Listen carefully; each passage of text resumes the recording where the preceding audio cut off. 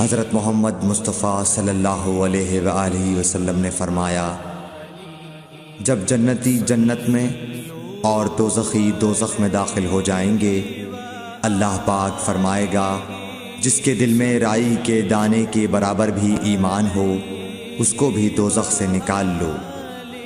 تب ایسے لوگ دوزخ سے نکال لیے جائیں گے اور وہ جل کر کوئلے کی طرح سیاہ ہو چکے ہوں گے، پھر زندگی کی نہر میں یا بارش کے پانی میں ڈالے جائیں گے۔